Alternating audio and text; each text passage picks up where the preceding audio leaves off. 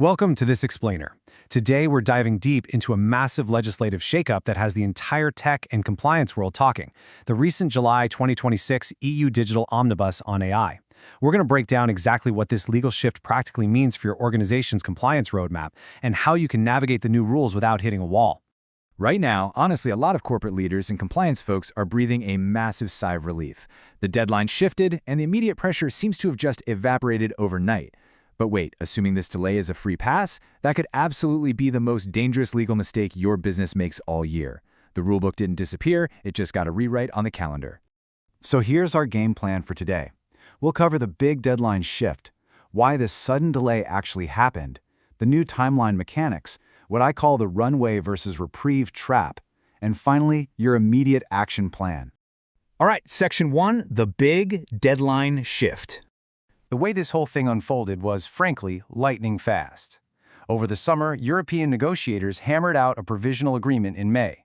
Then they rushed it through Parliament and Council votes in June, and boom, by July 2026, the official publication was out, overwriting the old rules. That rapid-fire process officially scrapped the original, highly stressful, high-risk deadline of August 2, 2026. And what's really crucial here is how they did it.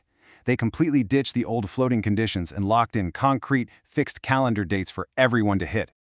Moving on to Section 2, why the sudden delay? Well, the reality on the ground was just getting undeniable. The EU finally recognized that the technical tools and harmonized testing standards companies actually need to prove compliance, they just weren't ready. So they hit the brakes to prevent a massive compliance crunch. It's really about protecting innovation from regulatory bottlenecks, giving your organization the proper time to build solid governance, and allowing regulators to laser focus on the most urgent, immediate AI dangers right now instead. Okay, Section 3, understanding the new timeline. The core of this entire delay really revolves around what the EU calls high-risk AI systems. We aren't talking about everyday chatbots for drafting emails here. We're talking about heavily regulated tools used in highly sensitive areas. Things like employment decisions, education, critical infrastructure, biometrics, and law enforcement, the heavy hitters. And the law actually splits this postponement into two distinct buckets based on how the AI is deployed. If you're dealing with standalone high-risk software, that's Annex 3, your deadline is pushed 16 months out to December 2, 2027. But if your AI is physically embedded into regulated products like medical devices or aviation machinery under Annex I, you get an even longer runway, pushed all the way out to August 2028. Now, who is actually on the hook for this? Short answer, pretty much everyone involved.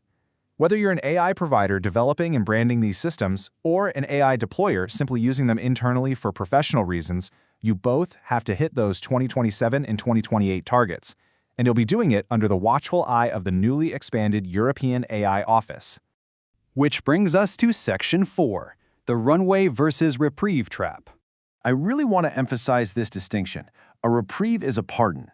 A runway is just the ground you have left before you are forced to take off. The Omnibus did not cancel a single rule for high-risk systems, nor did it lighten the requirements. It literally only changed the date. If you treat this delay like a regulatory vacation and just pause your compliance projects right now, you are walking straight into a trap. Think of your timeline like this. The Omnibus passes in July 2026. Pressure drops, sure. You don't have to scramble this month, and you can intelligently shift resources for a minute. But then, early 2027 hits, and the official standards are released. From there, you have a very tight window to actually build your risk frameworks and draft technical documents before compliance goes fully live in December 2027. And here is the absolute kicker. The assessor bottleneck. If you wait until late 2027 to start, you are going to hit a massive wall. High-risk systems don't just need a self-checklist, they often require official third-party audits. As everyone rushes the door in late 2027, the backlog is going to be brutal. If you're stuck at the back of that line, your product launch could be completely blocked. So, let's get into Section 5, your immediate action plan. Here's the biggest takeaway today. While high-risk systems got a delay until December 2027, other rules were actually accelerated. You absolutely cannot just put AI compliance on snooze. For instance, circle December 2nd, 2026 in red ink on your calendar. If your software generates synthetic content, whether that's text, images, or audio, you are facing a highly accelerated deadline to implement machine-readable watermarks and labels. The EU wants deepfakes clearly flagged, and they are definitely not waiting until 2027 for that. Plus, outright bans on certain practices are fully active right now.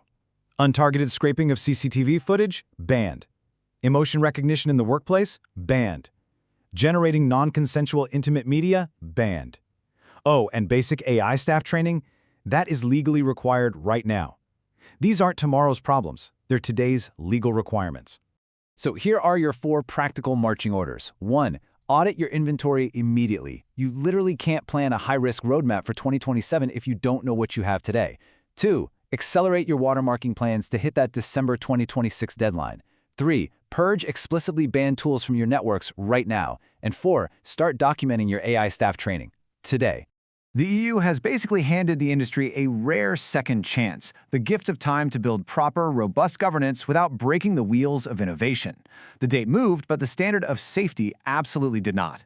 So the billion-dollar question left to answer is this: will your organization use this runway to build momentum and soar, or treat it as a reprieve and crash when the final deadline inevitably arrives? Thanks for joining me on this explainer, and I'll catch you next time.